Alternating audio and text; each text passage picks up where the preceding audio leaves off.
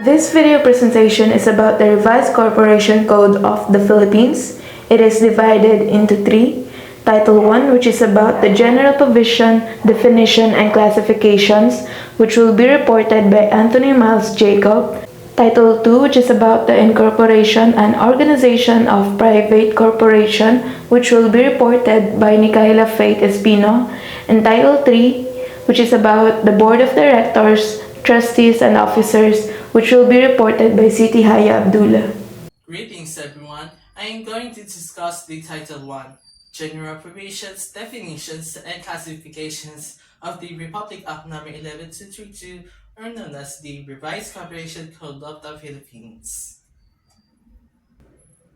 Let's get over to the Section 2, or the Corporation Defined. A corporation is an artificial being created by law with the right of succession, powers, attributes, and properties incidental to existence. In other words, a corporation is a legal entity with its own properties, rights, and responsibilities.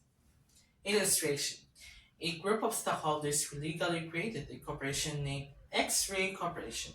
After following the requirements of the law and receiving the certificate of incorporation from the Securities and Exchange Commission or SEC. Therefore, the corporation can now have elements like manpower, assets, and properties which are incidental to existence and enter contracts, sue and be sued by individuals or entities. Section 3, Classes of Corporations. In classifying corporations, there are two classes: the stock corporations and non-stock corporations, where the farmer can sell stocks or distribute dividends based on the number of shares, stocks owned by the stockholders. On the other hand, the latter cannot sell stocks. There can be classifications of corporations based on their activities. Corporations are usually companies aiming for profit, wherein the surplus of profit, especially after gain from investment, can be used as allotments or dividends for stockholders. Non-stock corporations are usually companies not aiming for profit, like non-governmental organizations, foundations, lay corporations, education institutes, and even the religious institutes, where their revenue shall be used for the main activity of the company or institute. Section 4, Corporations created by special laws or charters. As stock corporations or non-stock corporations, mostly privately owned, are created by a corporation of law, there can be corporations created by special laws or charters and supplemented by the Corporation Code, Incorporation Law, Labor Code, and Civil Service Law.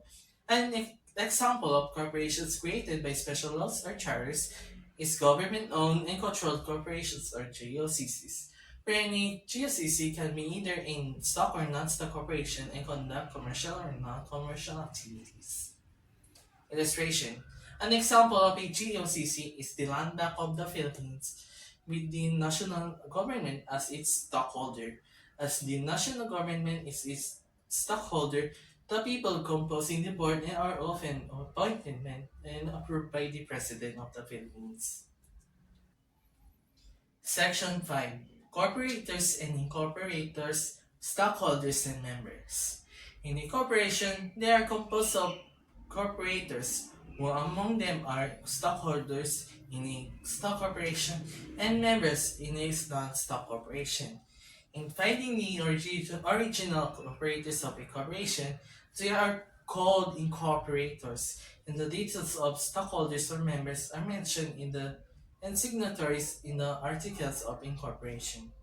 Illustration: X-Ray Corporation is a stock corporation composed of 15 stockholders, who among them own at least one share of stock, and 5 members of the 15 stockholders are its incorporators.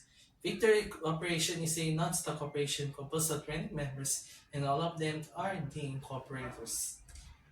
Section 6, Classification of Shares.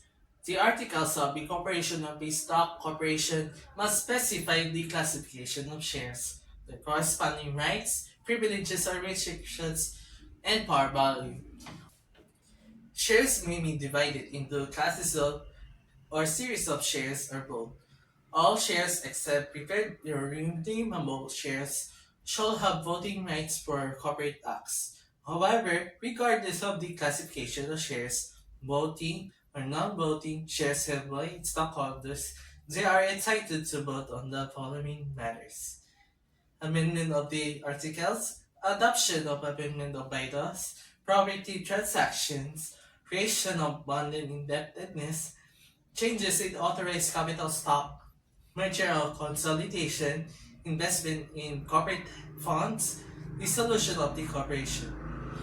Shares may or may not have a par value, provided that banking and non-banking institutions, public utilities, and corporations authorized to access public funds, whether publicly listed or not, cannot issue no par value shares.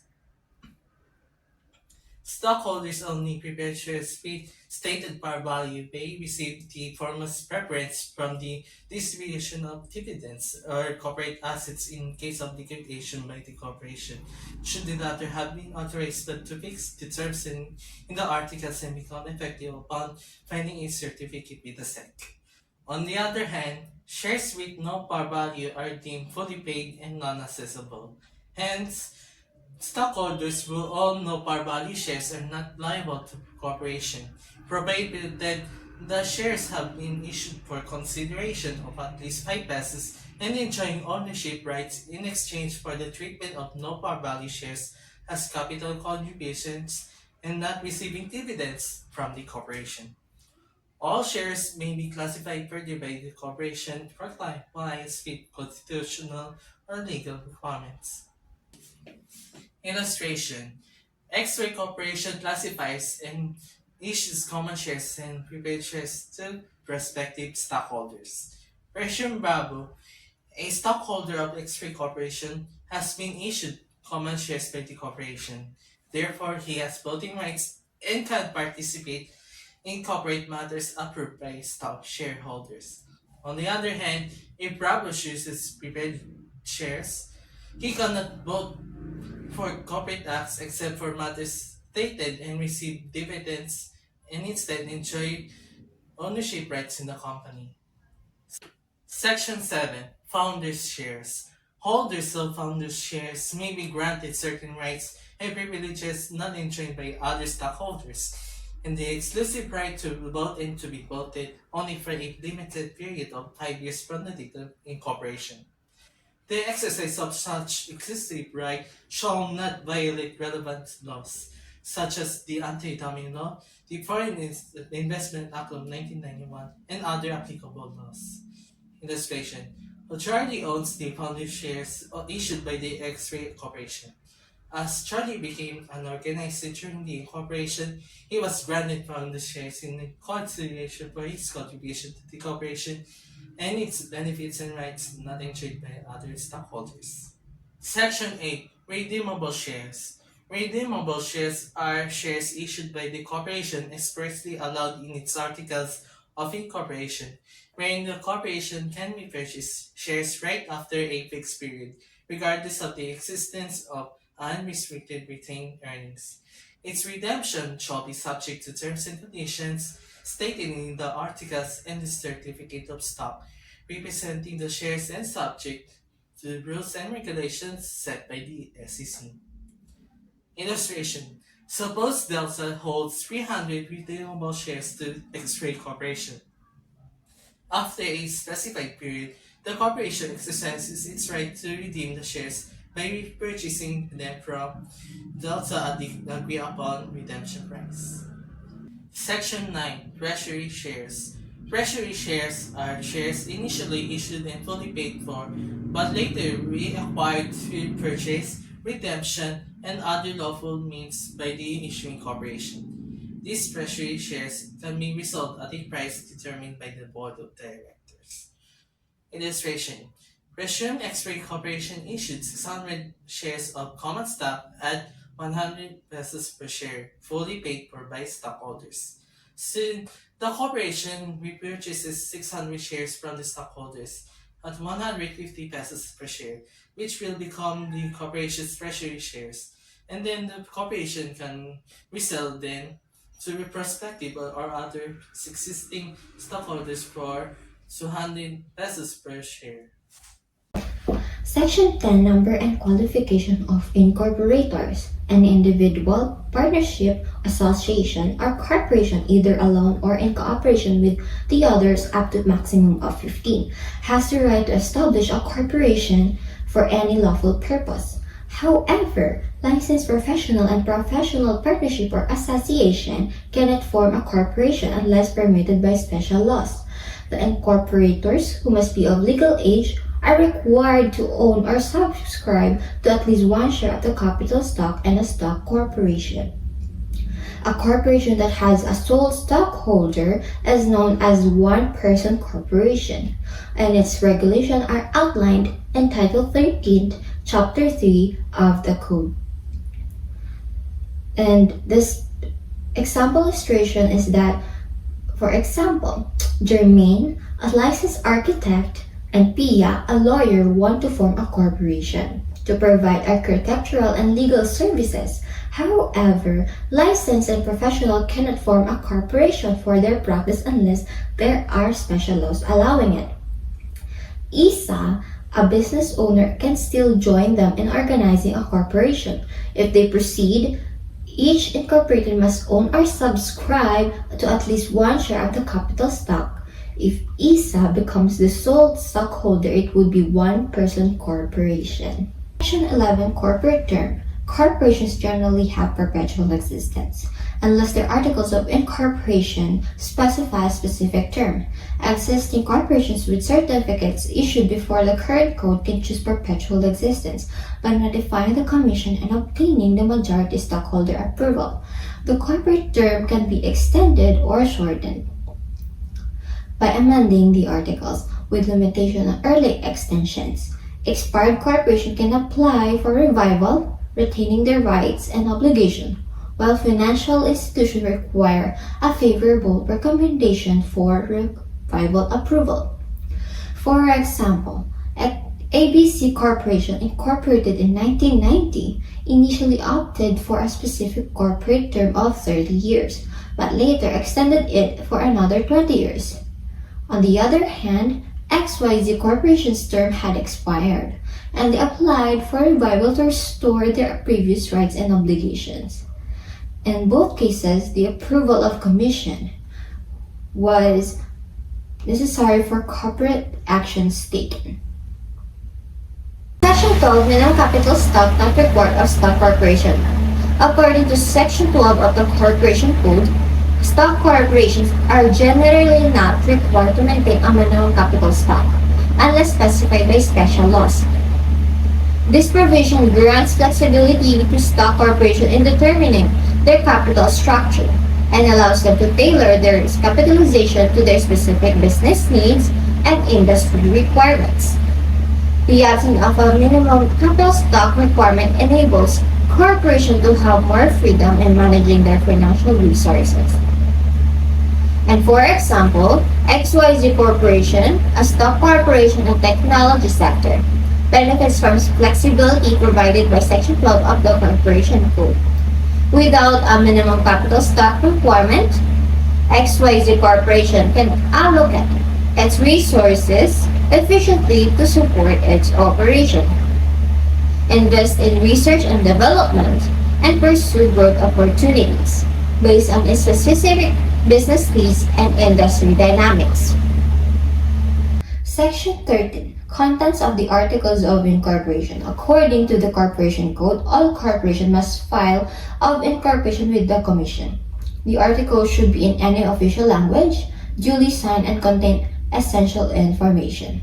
This includes the corporation's name, specific purposes, principal office location, term of existence if not perpetual, names of incorporators, number of directors or trustees, detail of authorized capital stock for stock corporation, details of capital for non-stock corporation, and other necessary information consistent with the law. An arbitration agreement may also be included. The articles of incorporation can be submitted electronically, following the Commission's rules and regulations for electronic filing. Section 14, Form of Articles of Incorporation. Section 14 of the Corporation Code provides a standardized form for the Articles of Incorporation of domestic corporations in the Philippines, unless otherwise specified by special law. The form includes key information such as corporation's name, purposes, principal office, term of existence, names of incorporators, numbers of directors or trustees, authorized capital stock, subscription details, and election of a treasurer. It also includes provisions for non-stock corporations and a requirement for Filipino ownership and business reserved for Filipino citizens. The Articles of Incorporation must be signed by the incorporators and the treasurer, and they undertake to change the corporation's names if necessary. Section 15, Amendment of Articles of Incorporation. Under the Corporation Code, unless specified otherwise, provision in the Articles of Incorporation can be amended by majority vote of Board of Directors or Trustees, and the approvals of stockholders representing at least two-thirds of the outstanding capital stock. Non-stock corporation require the vote or written assent of the majority of trustees and at least two-thirds of the members. The original and amended articles must include all legally required provision. Amendments should be indicated by underscoring the changes and certified the corporate secretary and majority of the directors or trustees. The approved amendments must be submitted to the Commission. The amendments take effect upon approval by the Commission or if not acted upon within 6 months from the date of filing, provided the delay is not corporation's fault. For example, original article stated that the principal office is located in Manila, Philippines, but the amended article states that the principal office is changed to Cebu, Philippines.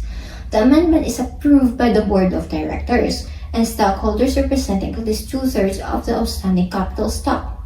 The certified copy of the amendment, along with the required statement of approval, is submitted to the Commission. Upon approval by the Commission or after 6 months from the filing, if no action is taken, the amendment becomes effective. Section 16, Grounds when Articles of Incorporation or Amendment may be disapproved. The Commission can disapprove Articles of Incorporation or amendments if they don't comply with the Corporation Code. Reasons for disapproval include non-compliance with the prescribed form, unconstitutional or illegal purposes, false capital stock certification, and failure to meet Filipino ownership requirements. Approval for certain financial institution requires a favorable recommendation from the appropriate government agency. For example, the disapproved original article. The purpose of corporation is to engage in illegal activities. So the grounds for disapproval is that the purpose is patently illegal and contrary to the government rules and regulations. In this case, the Commission disapproves the Articles of Incorporation due to the corporation's stated illegal purpose.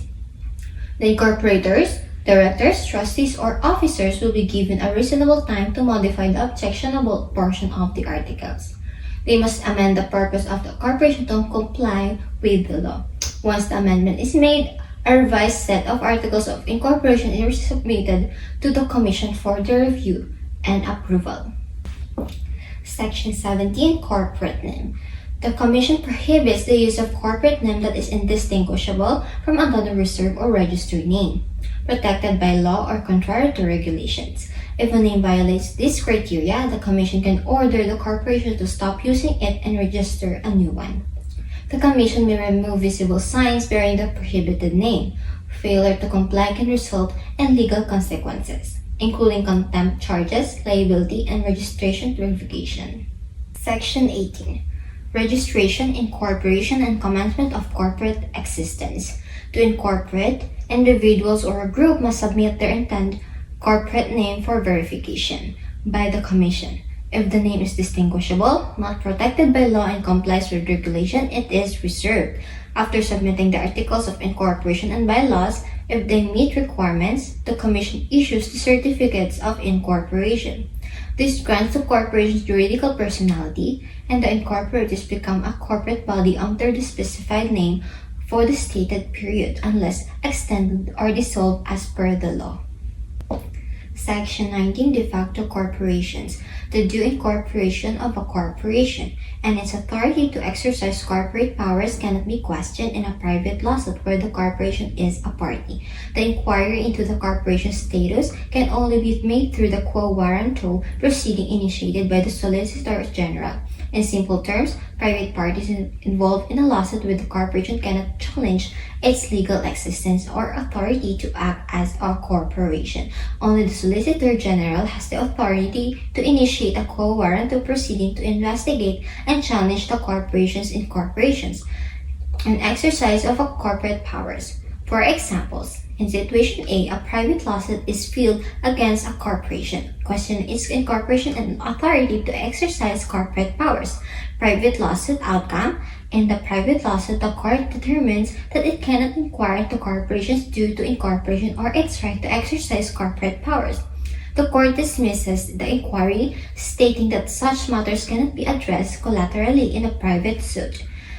Quo warranto proceeding, if there are legitimate concerns regarding the corporation's incorporation and exercise of corporate powers, the Solicitor General can initiate a quo warranto proceeding. This proceeding allows the Solicitor General to officially investigate and challenge the corporation's illegal status and authority. Section 20. Corporation by estoppel. Individuals who knowingly act as a corporation without proper authority will be held liable as a general partners for all debts, liabilities, and damage incurred. However, if an ostensible corporation is sued for a transaction entered or torts committed, it cannot use its lack of corporate personality as a defense. Obligation made to an ostensible corporation must still be fulfilled, and individuals can't resist performance based on the argument that no actual corporation exists. For example, a group of individuals knowingly operates as a corporation without proper authority, liability as general partners. Since they assume to act as a corporation without authorization, this individual will be held liable as a general partners for all debts, liabilities, and damages incurred as a result for their action. Defense in lawsuits. If ostensible corporation is sued for a transaction entered or torts committed, it cannot use the lack of corporate personality as a defense. The court will not accept the argument that there was no actual corporation. The ostensible corporation is still obligated to fulfill its contractual and legal obligations. Section 21. Effects of non-use of corporate charter and continuous in operation. A corporation must organize and commence its business within 5 years of incorporation. Failure to do so results in revocation of certificate of incorporation. If a corporation becomes inoperative for 5 consecutive years after commencing operations, it may be placed under delinquent status. Delinquent corporation have 2 years to resume operation and fulfill requirements, failing which their certificate of incorporation is revoked. In cases involving special regulatory jurisdiction, the Commission coordinate with the appropriate agency before suspending or revoking the certificate. Section 22. The Board of Directors or Trustees of a Corporation, Qualification and Term. This section outlines the responsibilities and terms of directors and trustees in corporation. Directors serve for 1 year elected from the stockholders, while trustees serve up to 3 years from among the corporation members. Certain corporations with public interest must have at least 20% of independent directors on their board. Independent directors should be free from conflicts of interest, elected by shareholders, and subject to regulations ensuring their independence. Additionally, there are 3 levels of control. First is the Board of Directors. They are responsible for the corporate policies and the general management of the business affairs of the corporation. Second is the officers who are responsible for the execution of the policies laid down by the Board of Directors. Lastly is the stockholders. They have the residual power over the fundamental corporate changes like amendments of the Article of Incorporation. Section 23. Election of Directors or Trustees. Stockholders and members, excluding founder shares, can nominate directors or trustees meeting the specified qualification and avoiding the disqualifications. For election, a majority of outstanding capital stock or members must be present, with provision for remote voting in corporations' public interest. Participation through remote communication or in absentia counts towards quorum, and election must be by ballot upon request. Stockholders in stock corporation can vote based on their shares with option for distribution. Non-stock corporation members can vote for trustees. Those elected directors or trustees must adhere to the legal requirements, corporate governance rules, and bylaws. If no election is held, the meeting may be adjourned and proceeding follows Section 25 of the Code. Section 24 Corporate Officers. After their election, a corporation's manager must formally organize and elect key officers such as a president who must be a director, a treasurer who must be a resident, a secretary who must be a citizen and resident of the Philippines, and lastly are the other officers as stipulated in the bylaws. For corporation with public interest, the board must also elect a compliance officer, the same person who can hold multiple positions except for specific combinations, and the officers are responsible for managing the corporations and fulfilling the duties outlined in the bylaws or resolved by the directors. For example, in this case, the question is, did the F Corporation Board of Directors act within its powers of creating the positions of AVPs for corporate planning, operation, finance, and administration? The answer for this case is that the board's creation of the positions of Assistant Vice President for Corporate Planning, Operation, Finance, and Administration was in accordance with the regular business operation of F Corporation, as it is authorized to do so by the corporation's bylaws pursuant to the revised Corporation Code. In turn, the amended bylaws for F Corporation provides that the officers of the corporation as provided shall be elected by the bylaws of the Board of Directors at their first meeting after the election of directors. Section 25. Report of election of directors, trustees, and officers, non-holding of election, and cessation of office. Within 30 days of electing directors, trustees, and officers, the corporation's secretary or another officer must submit to the commission their names, nationalities, shareholdings, and residence addresses. If elections are not held, the reason must be reported within 30 days, specifying a new date within 60 days. If no new date is set or the rescheduled election doesn't occur, the Commission, upon valid application, can order an election, issue notices, and determine the quorum. In case of a director, trustee, or officer's death, or resignation or cessation of office, the secretary or relevant party must report the fact to the Commission within 7 days of knowledge. Section 26. Disqualification of directors, trustees, or officers. A person is disqualified from serving as a director, trustee, or officer in any corporation if within the last 5 years prior to the election or appointment, the person has been convicted for offenses punishable by imprisonment exceeding 6 years and then violated the Corporation Code or Republic Act 8799 and found administratively liable for fraudulent acts or face foreign legal actions for similar misconduct. The disqualification is subject to additional qualifications or disqualifications imposed by regulatory bodies like Commission, the primary regulatory agencies, or the Philippines Competition Commission, in line with the promotion of good corporate governance or as administrative sanctions.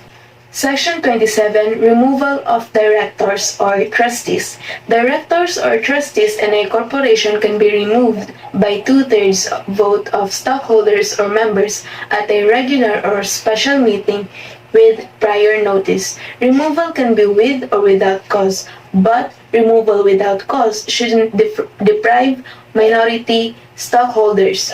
The Commission has the authority upon its initiative or a verified compliant to order the removal of a director elected despite disqualification or discovered disqualified on post-election.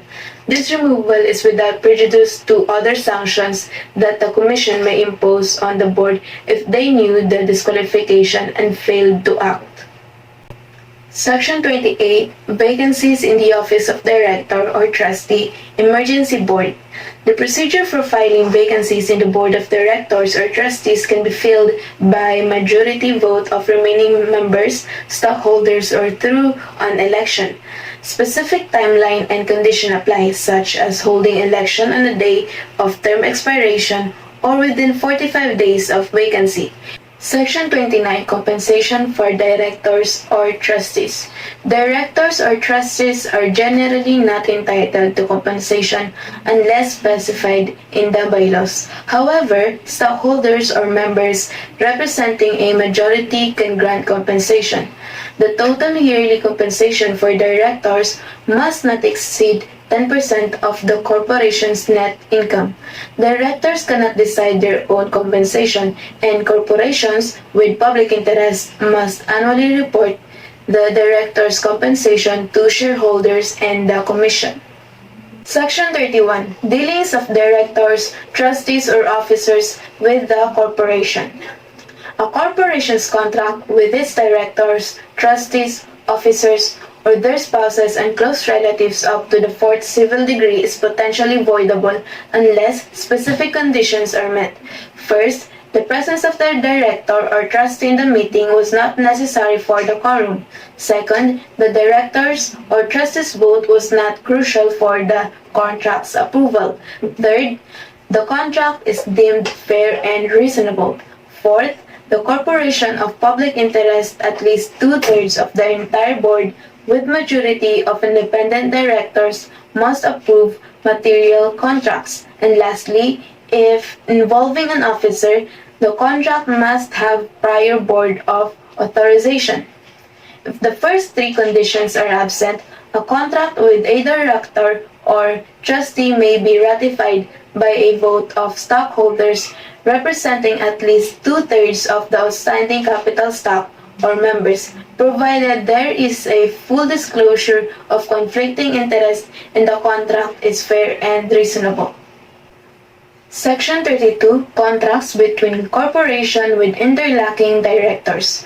Unless involving fraud, a contract between two or more corporations with interlocking directors won't be invalidated solely on that basis. However, if the interlocking director interest in one corporation is substantial and in the other is nominal, the contract is subject to provisions of the previous section.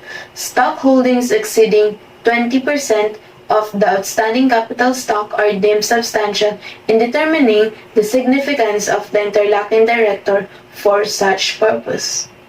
Section 33. Disloyalty of a director. If a director, through their position, gains a business opportunity meant for the corporation and makes the profits at the corporation expense, they are obligated to reimburse the corporation for those profits. The only exemption for this act is ratified by a vote of stockholders holding or representing at least two-thirds of the outstanding capital stock. This rule applies regardless of whether the director personally invested funds in the venture.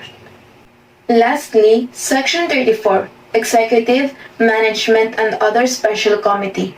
As per the bylaws, the board has the authority to establish an executive committee consisting of a minimum of 3 directors. This committee can make decisions through majority vote on specific matters delegated by the bylaws or by the board, excluding certain actions such as those requiring shareholders' approval, filing board vacancies, amending, repealing bylaws, and amending certain resolutions and distributing cash dividends. Additionally, the board has the flexibility to form special committee specifying their nature, duration, compensation, powers, and responsibilities. In this problem scenario, the question is whether F Corporation's Board of Directors acted within its powers in creating the Executive Committee. To answer this question, the corporation by law are silent about the creation of the Executive Committee by its Board of Directors. According to Section 35 of Corporation Code, which is now Section 34 of Revised Corporation Code, the creation of executive committee must be specified in the bylaws. Despite the absence of the mention of F Corporation's bylaw, it cannot be concluded that the creation of the executive committee by the board of directors is illegal.